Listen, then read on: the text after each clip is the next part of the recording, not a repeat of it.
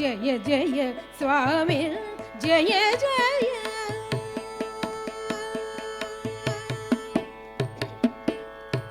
జయ జయ జిత వైరి వర్గ ప్రచండ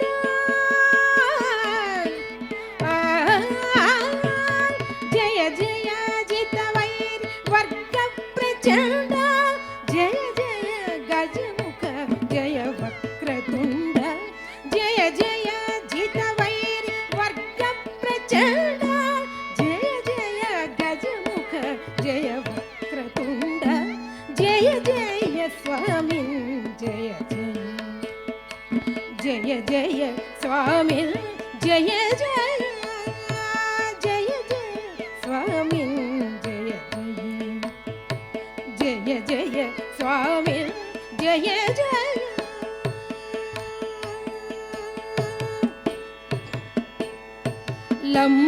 లంబోదరధీర లావణ్యసార కంబుసూదానిధి కర్పూర గౌర లంబోదరధీర లావణ్యసార కంబుసూదానిధి కర్పూర గౌర సాంబ సదాశివ సత్కృతి చతుర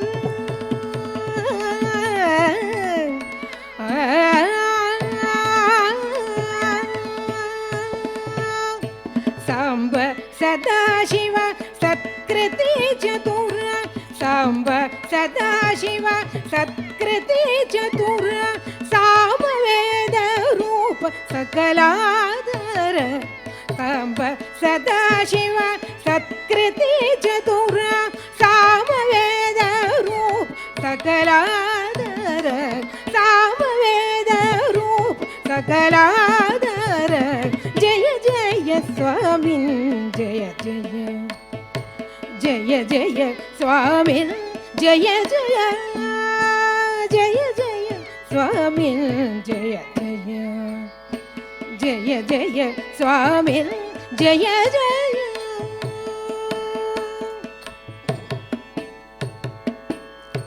శక్రాది సురగణ సన్నుత చరణ శాతకుంభమణి దివ్యాభరణ శక్రాది సురగణ సన్నుత చరణ శాతకుంభమణి దివ్యాభరణ ధికృత ఘన విఘ్న తిమిరావరణ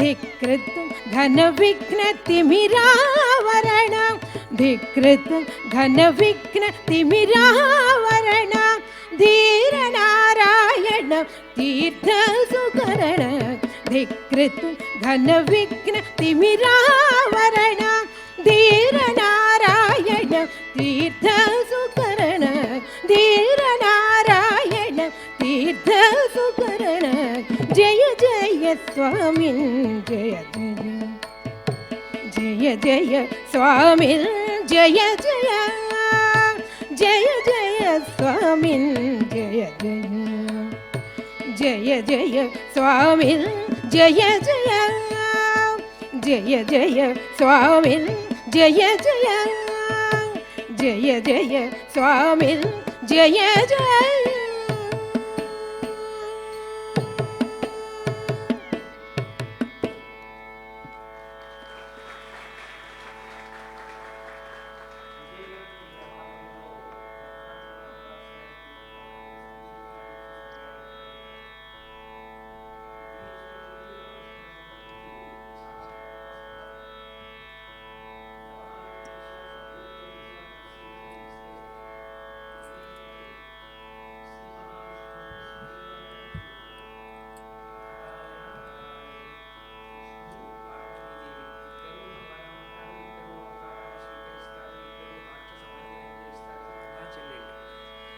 అన్నా చెల్లెళ్ళు కాబట్టి పార్వతీదేవి పెద్ద కొడుకైన విఘ్నేశ్వరుడు విష్ణుమూర్తికి మేనల్లుడు అవుతాడు.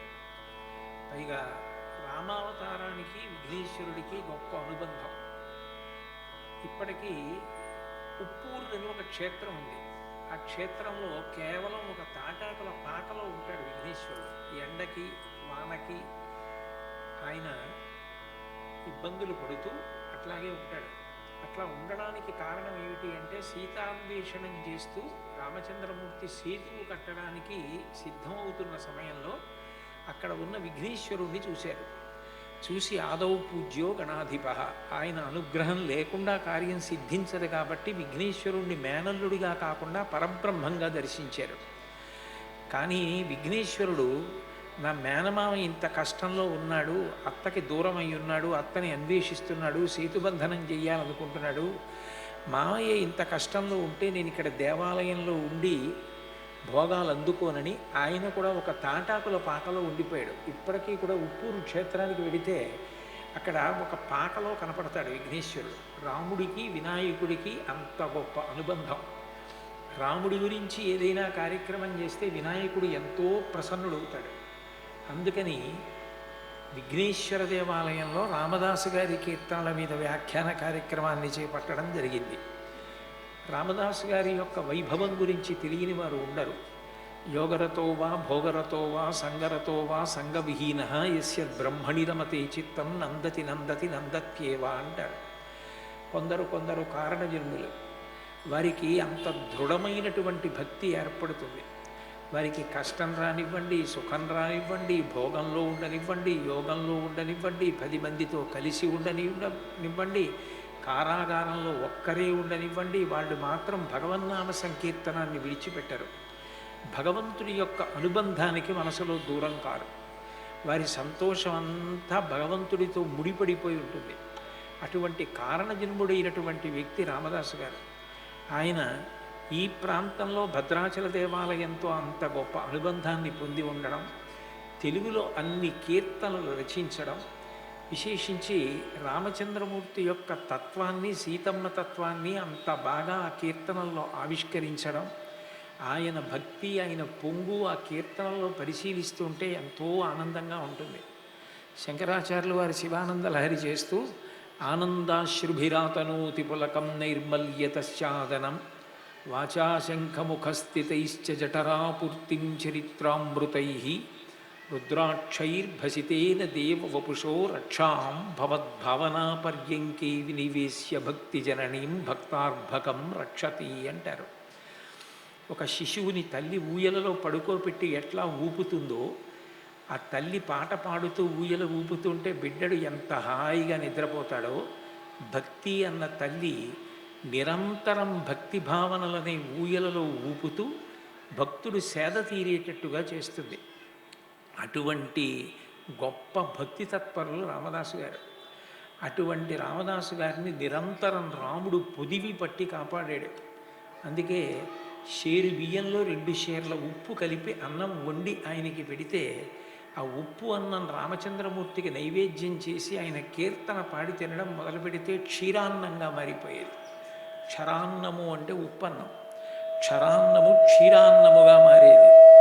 అంటే ఆయన అంతటి భక్తి తత్పరులు, నిరంతరం రామచంద్రమూర్తి చేత కాపాడబడి చిట్ట చివర నారాయణ సన్నిధానాన్ని చేరుకున్నటువంటి మహాపురుషుడు. అటువంటి వారి గురించి దశమి ఏకాదశుల్లో ఈ కార్యక్రమం జరగడం కేవలం విఘ్నేశ్వరుని యొక్క సంకల్పం. ఇవాళ మొట్టమొదటిగా అదిగో భద్రాద్రి అన్న కీర్తనతో కార్యక్రమ ప్రారంభం. తల్లి పాడండి.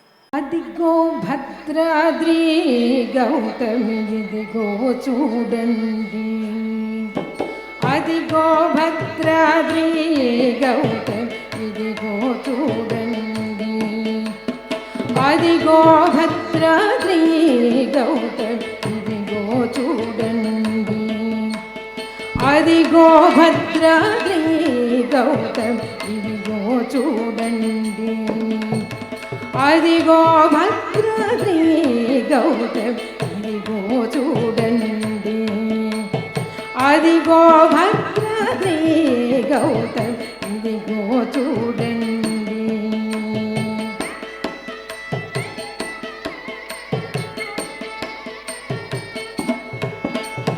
ముదముతో సీతాముదిత లక్ష్మణుడు, ముదముతో సీతాముదిత లక్ష్మణుడు కలిసి కొలువుగా రఘుపతి ఉండే, ముదముతో సీతాముదిత లక్ష్మణుడు కలసి కొలువుగా రఘుపతి ఉండెడి అదిగో భద్రాద్రి గౌతమి ఇదిగో చూడండి అదిగో భద్రాద్రి గౌతమి ఇదిగో చూడండి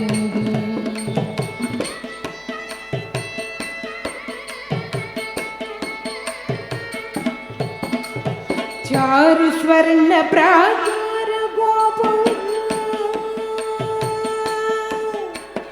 చారు స్వర్ణ ప్రాకార గోపుర ద్వారములతో సుందరమై ఉండే చారు స్వర్ణ ప్రాకార గోపుర ద్వారములతో సుందరమై ఉండడి అదిగో భద్రాద్రి గౌతమి ఇదిగో చూడండి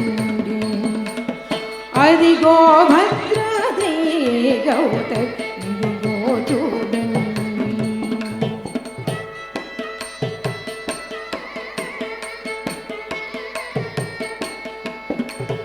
అనుపమానమై అతి సుందరమై అనుపమానమై అతి సుందరమై తనరు చక్రవర్తి ధగధగ మెరిసే అనుపమానమై అతి సుందరమై తనరు చక్రవర్తి ధగధగ మెరిసెడి అదిగో భద్రాద్రి గౌతమి ఇదిగో చూడండి అదిగో భద్రాద్రి గౌతమి ఇదిగో చూడండి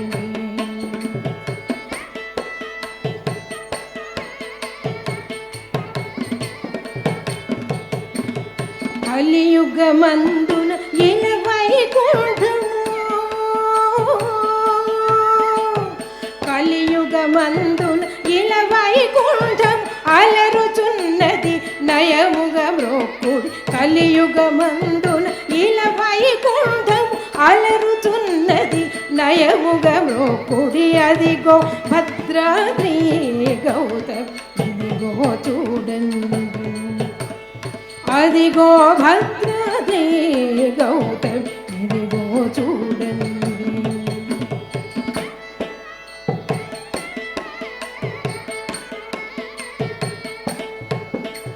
శ్రీకరముగనిల రామదాసుని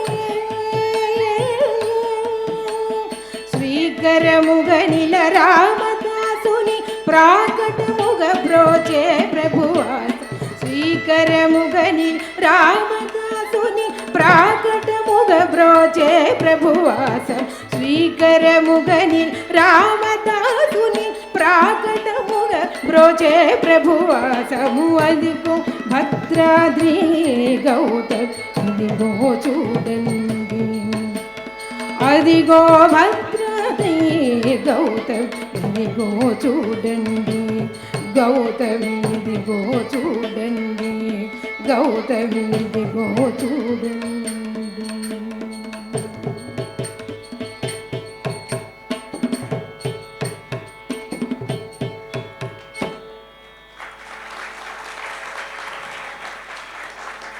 ఈ కీర్తనలో ఒక వాగ్గేయకారుడి యొక్క అనుభవం ఆర్తి రెండు వ్యక్తమవుతాయి.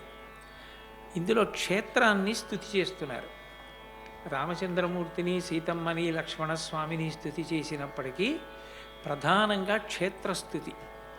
కీర్తన ప్రారంభం తెలుగు భాషలో మనం ఆర్తితో ఉన్నప్పుడు ఆ ఆర్తి తీరే సమయం ఏర్పడినప్పుడు ఎటువంటి మాటలు వాడతామో అటువంటి మాటలే వాడుతూ ప్రారంభించడం గొప్ప విశేషం.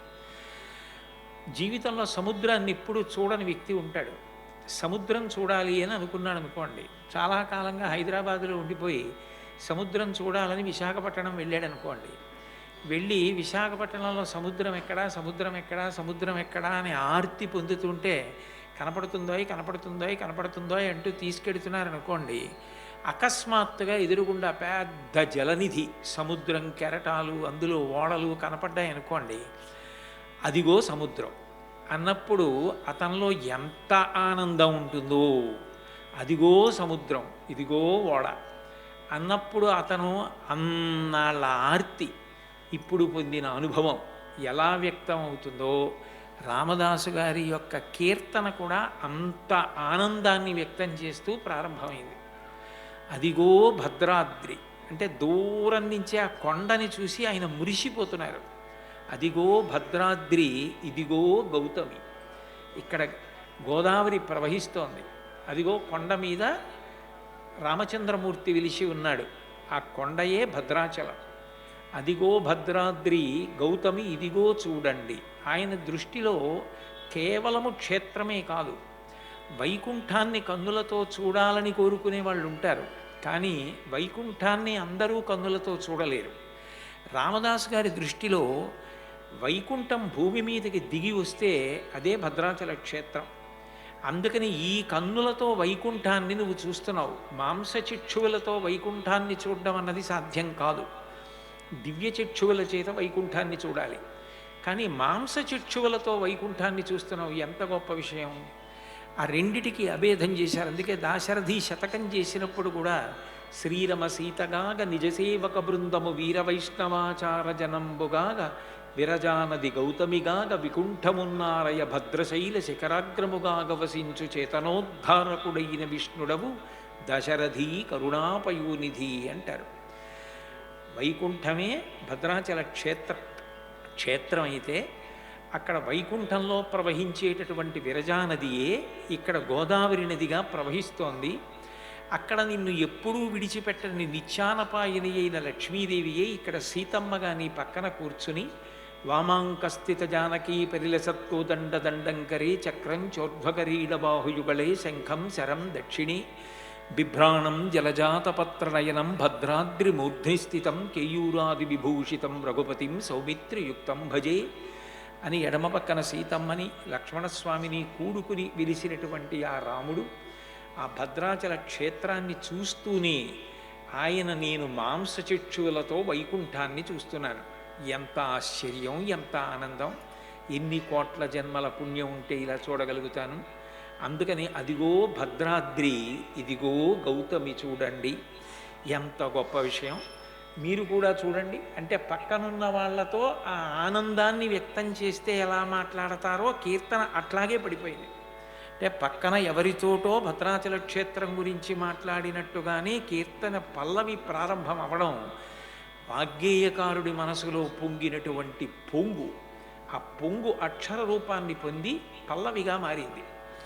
ఈ కీర్తనలో ఆయన ఒక మాట అంటారు, చాలా ముదముతో సీతాముదిత లక్ష్మణులు, చాలా సంతోషంతో చాలా ఆనందంతో ఆ పక్కనే అతిశయించి సీతమ్మ లక్ష్మణస్వామి కూర్చునున్నారట. సీతమ్మ రాముణ్ణి విడిచిపెట్టి ఎప్పుడూ ఉండదు. ఎన్ని ఉన్నా నాకు అవన్నీ కాదు కావలసింది, రాముడు కావాలంటుంది. రామాయణంలో నాతంత్రీ వాద్యతే వీణ నాచక్రో వర్తతే రథ నాపతి సుఖమేదైత యస్యాదపి శతాత్మజ అంటుంది. వీణ తీగ పెనగి పెనగి మోగుతుంది. వీణ మోగుతోందంటారు కానీ వీణ తీగ గోటి దెబ్బలు తిని మోగుతోంది అనరు.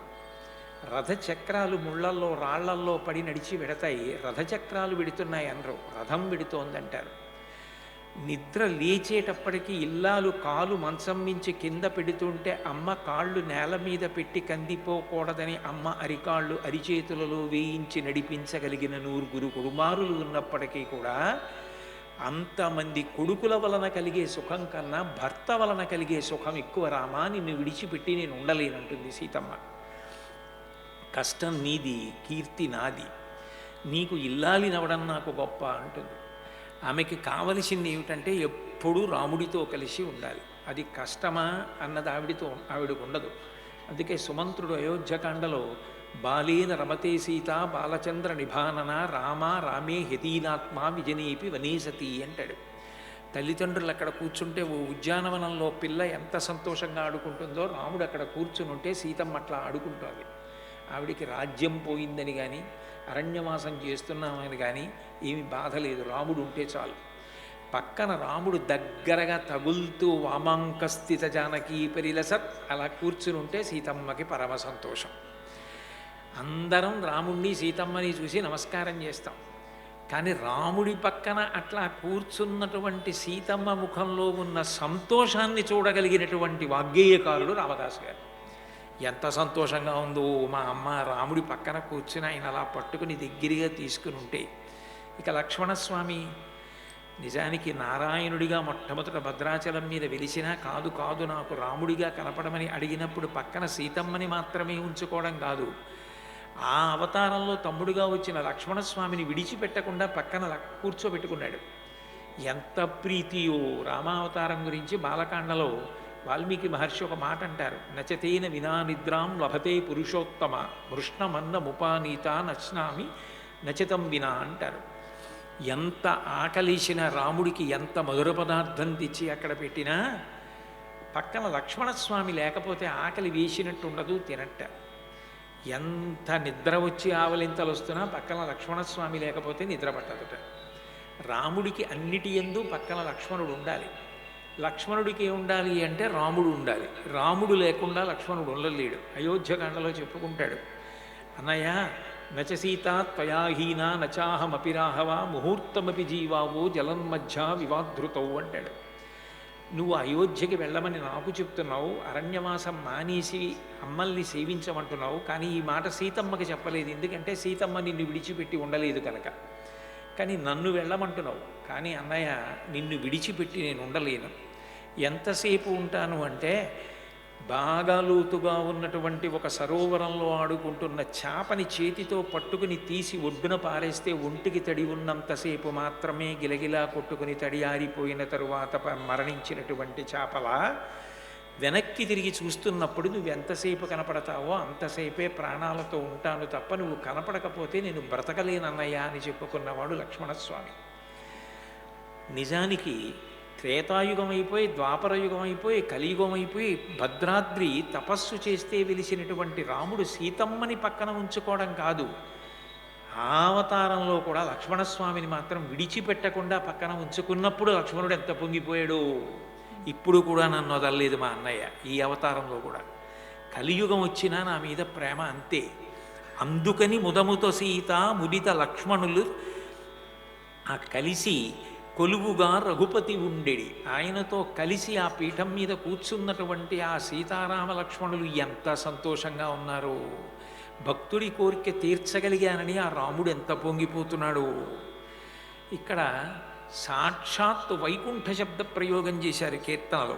చేసి ఆయన అంటారు, కలియుగమందున కల వైకుంఠము అలరుచున్నది. ఇది కలియుగంలో ఈ కంటితో చూడ్డానికి వీలైనటువంటి వైకుంఠ క్షేత్రం. ఇది కేవలం భద్రాచల క్షేత్రం అని నేను అనుకోవట్లేదు, నాకు వైకుంఠంగానే కనపడుతోంది అంటారు. భద్రాచల క్షేత్రం గురించి అనేక గ్రంథాలు ఉన్నాయి. అందులో చక్రవర్తుల లక్ష్మీ నరసింహ గారని అభినవ మొల్ల అంటారు ఆవిడ. ఆ తల్లి భద్రాచల క్షేత్ర మహాత్మ్యము అని ఒక పుస్తకాన్ని రాశారు. ఆ పుస్తకంలో కొన్ని విశేషాలు కనపడతాయి. అవి భద్రాచల క్షేత్ర సంబంధమైనటువంటి సత్యాలు. రామదాసు గారు భద్రాచల దేవాలయాన్ని నిర్మాణం చేసినప్పుడు పైన సుదర్శన చక్రాన్ని ఏర్పాటు చేయాలనుకున్నారు. ఎన్ని చక్రాలు చేయించి పైన పెట్టడానికి ప్రయత్నిస్తే ఏ చక్రమూ సరిపోలేదు. ఆయన బెంగ పెట్టుకుని రామచంద్రమూర్తిని ధ్యానం చేస్తే రాముడు కలలో కనపడి, బెంగ పెట్టుకోకు, రేపు నువ్వు గోదావరి నదిలో స్నానం చేసి నీటిలో నిలబడు, నీటిలోనే తేలుతూ సుదర్శన చక్రం వస్తుంది, దాన్నే ప్రతిష్ఠ చేయమని చెప్పాడు. రామదాసు గారు స్నానం చేసి గోదావరి నదిలో నిలబడి ఉండగా అలల మీద తేలుతూ వచ్చింది సుదర్శన చక్రం. అదే ఇప్పటికీ భద్రాచల దేవాలయం మీద ప్రతిష్ఠ చేయబడి ఉంది. భద్రాచలంలో రాముడు భక్తులతో మాట్లాడాడు, అనేక మందితో సమన్వయం అయ్యాడు. రామదాసు గారిని ఎంత కాపాడితే ఆయన అంత భక్తితో పరవశించి ఈ కీర్తనలు చేశారు. లేదా రామదాసు గారు ఎంత పరవశించిపోతే భక్తుడిని కాపాడుకోవాలని రాముడు కాపాడుకుంటే ఇటువంటి కీర్తనలు మనకి వారసత్వ సంపదగా లభించాయి. అంతేకాదు, అది వైకుంఠ క్షేత్రం. కలియుగం వచ్చేసిన త్రేతాయుగంలో ఉన్న రాముడు ఇప్పటికీ కనపడి రక్షించాడనడానికి ఎన్నో ఉదాహరణలు. నేను అన్నీ ఇప్పుడు చెప్పడం సాధ్యం కాదు, ఎందుకనంటే ఇది ప్రవచనం కాదు, పాడుతున్నటువంటి పాటకి వ్యాఖ్యానం. ఒక్క ఉదాహరణ మాత్రం మీకు చూపించే ప్రయత్నం చేస్తాను. ఒకప్పుడు భద్రాచల క్షేత్రం మీద దాడి జరిగితే క్షేత్రాన్ని రక్షించుకోవడానికి లోపల మూర్తుల్ని ఎవరూ పగలకొట్టకుండా ఉండడానికి ముందు గోడ కట్టేసి దాని ముందు ఓ మూర్తుల్ని కొన్నింటిని తాత్కాలికంగా పెట్టి ఉంచారు. గోడకి చిన్న కన్నం పెట్టి లోపల మూర్తులకు నైవేద్యం పెట్టేవారు. ఆ దండయాత్రకి వచ్చినటువంటి వారు అవే నిజమైన మూర్తులు అనుకుని పగలగొట్టి వెళ్ళిపోయారు. ఉత్సవమూర్తుల్ని రాముణ్ణి, లక్ష్మణుణ్ణి, సీతమ్మని తీసుకెళ్లి గోదావరి నదిలో ఒక రాళ్ల గుట్ట కింద దాచారు. ఆ మరునాడు గోడ పగలగొట్టి వచ్చిన వాళ్ళు వెళ్ళిపోయారు కదా అని మూలమూర్తులకు నైవేద్యం, పూజ మొదలుపెట్టి ఉత్సవమూర్తుల కోసమని చెప్పి గోదావరి నదిలో రాళ్ల కుప్ప దగ్గరికి వెళ్ళారు. రామలక్ష్మణుల మూర్తులు ఉన్నాయి కానీ సీతమ్మ లేదు. సీతమ్మ లేకపోతే సీతమ్మ కనపడలేదని అప్పట్లో భద్రాచల క్షేత్రంలో అర్చకత్వం చేసేవారు రామానుజాచార్యుల వారిని. మహాభక్తి తత్పరులైన విశేషమైన రామభక్తులు ఆయన. నేను రాముడు ఎట్లాగైతే ఒకప్పుడు సముద్ర తీరంలో ప్రాయోపవేశం చేశాడో అట్లా ప్రాయోపవేశం చేస్తానని గోదావరి ఒడ్డున నిరాహార దీక్ష చేశారు. 2 రోజులు అయిపోయిన తర్వాత అకస్మాత్తుగా ఒక వ్యక్తి పరిగెత్తుకొచ్చి, అయ్యా ఏదో మిమ్మల్ని రమ్మని పిలుస్తున్న మాటలు వినపడుతున్నాయి, గోదావరిలో రండిని పిలిచాడు. పిలిస్తే ఆయన గబగబా గోదావరి దగ్గరికి వెడితే అందులోంచి పైకి లేచారు రామలక్ష్మణులు. సీతమ్మ లేదు. వాటిని తీసుకొచ్చారు ఉత్సవమూర్తుల్లో. సీతమ్మ జాడ కనపడకపోతే ఆయన బెంగ పెట్టుకుని ధ్యానంలోకి వెళ్ళారు. రాత్రి రాముడు కనపడి, సీతమ్మ అంటే భూమికి ఎంత ప్రేమ, నీరు గోదావరికి కూడా అంతే ప్రేమ, అందుకని గోదావరి సీతమ్మని తనలో కలిపేసుకుంది, ఇక ఇవ్వదు. ఒక పని చేయండి, ఇక్కడ పక్కనే సూర్యాపేట మండలంలో ఉన్నటువంటి పణిగిరి క్షేత్రంలో రామాలయంలో ఉన్నటువంటి సీతమ్మని తీసుకురండి, ఆవిడ్ని నా పక్కన ఉంచి కళ్యాణం చేయండి అని చెప్పారు. చెప్తే ఇవ్వరు ఆ సీతమ్మని అన్న ఉద్దేశ్యంతో ఇది రామవాక్కు అని అర్చకులు బయలుదేరి రాత్రికి రాత్రి కుంచకోలతో తలుపులు తీసేసి సీతమ్మని మేనాలో పెట్టుకుని తీసుకొచ్చేశారు భద్రాచలం. పణిగిరి క్షేత్రం జమీందారు గారికి కోపం వచ్చి, భద్రాచలం రేపు పొద్దున్న వెళ్ళి తాడో పేడో తేల్చుకుంటానన్నారు. రాత్రి పడుకుంటే రాముడు కల్లోకి వచ్చాడు. ఓయి, ఇది నా ఆజ్ఞ, ఇక్కడి సీతమ్మని ఆ భద్రాచల క్షేత్రానికి తీసుకెళ్ళమని నేనే ఆజ్ఞాపించాను. మొట్టమొదట కన్యాదానం చేసి కళ్యాణం చేసినటువంటి భాగ్యాన్ని పొందు, రేపు భద్రాచలం వెళ్ళి మొదటి కళ్యాణం చెయ్యి అని ఆజ్ఞాపిస్తే ఆయన సభక్తి పురస్సరంగా భద్రాచల క్షేత్రానికి వెళ్ళి సీతారామ కళ్యాణం చేశారు. అందుకే మీరు ఇప్పటికీ భద్రాచలంలో ఉత్సవమూర్తుల్ని చూస్తే రాముడి కన్నా ప్రాచీనమూర్తిగా సీతమ్మ కనపడుతుంది. కారణం ఏంటంటే ఆవిడ పణిగరి సీతమ్మ. ఆ ఉత్సవమూర్తులలో ఉన్న సీతమ్మని గోదావరి తనలో కలిపేసుకుంది. ఇప్పటికీ సీతమ్మ అక్కడ పలుకుతుంది అంటారు. నేను మీకు వీలైతే 2 రోజుల కార్యక్రమంలో ఎక్కడైనా అవకాశం ఉంటే దానికి సంబంధించిన ఉదాహరణలు చూపిస్తాను. కాబట్టి అంత గొప్ప క్షేత్రం. కాబట్టి ఇది సాక్షాత్ కలియుగంలో ఉన్నటువంటి వైకుంఠం. ఇటువంటి వైకుంఠాన్ని లోపలికి వెళ్ళడం కాదు, అంత దూరంలో అసలు ఆ కొండ కనపడేటప్పటికే నరజన్మలో మాంసచక్షువుతో వైకుంఠం చూడలేని వాణ్ణి చూస్తున్నాను. అబ్బా ఎంత ఆనందం! అందుకని పక్కనున్న వాడితో, అదిగో భద్రాద్రి, ఇదిగో గౌతమి చూడండి, ఇదిగో గోదావరి, ఇది విరజానది, వైకుంఠంలో ప్రవహించేది గోదావరిగా వచ్చింది. నిత్యానపాయని లక్ష్మి సీతమ్మ, ఇంత గొప్ప స్వామి. అది రామదాసు గారి పరవశం. ఏదో ఒక్కసారి పల్లవి అనండి అమ్మ మళ్ళీ. అదిగో భద్రాద్రి గౌతమి, ఇదిగో చూడండి, అదిగో భద్రాద్రి గౌతమి, ఇదిగో చూడండి, అదిగో భద్రాద్రి గౌతమి, ఇదిగో చూడండి, అదిగో భద్రాద్రి గౌతమి, ఇదిగో చూడండి, గౌతమి ఇదిగో చూడండి, గౌతమి ఇదిగో చూడండి. ఎవరు కీర్తనలో పల్లవిని పాడారో, ఎవరు అదిగో భద్రాద్రి ఇదిగో గౌతమి చూడండి అన్నారో వాళ్ళే వచ్చిన వాళ్ళందరినీ భద్రాచలం కూడా తీసుకెళ్ళవలసి ఉంటుందమ్మా. తీసుకెళ్ళి నిజంగానే మా అందరికీ అదిగో భద్రాద్రి గౌతమి ఇదిగో చూడండి అని అప్పుడు మీరు కీర్తన పాడితే మేమందరం చూసి పరవశించిపోతాం. రామచంద్రాయ జనక రాజ మనోహరాయ మామకావిష్టరాయ కవిత మంగళం. రామచంద్రాయ